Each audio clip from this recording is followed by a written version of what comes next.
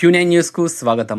నిజామాబాద్ జిల్లా మెండోర మండలంలోని శ్రీరామ్ సాగర్ ప్రాజెక్టు వద్ద ఆదివారం సందర్భంగా పర్యాటకుల సందడి జోరందుకుంది. ఆదివారం దసరా సెలవులు రావడం ద్వారా పర్యాటకులు చాలా గ్రామాల నుండి విచ్చేసినారు. మొత్తం 42 గేట్లకు గాను ఆదివారం 38 గేట్ల ద్వారా నీటిని వదిలారు. కావున ప్రజలు అధిక సంఖ్యలో చూడడానికి వచ్చారు.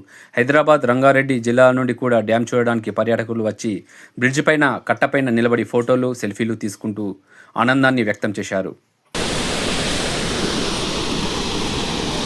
ఎప్పటికప్పుడు వార్తలను వీక్షించేందుకు Q9 న్యూస్ ని సబ్స్క్రైబ్ చేసుకోండి, లైక్ చేయండి, షేర్ చేయండి.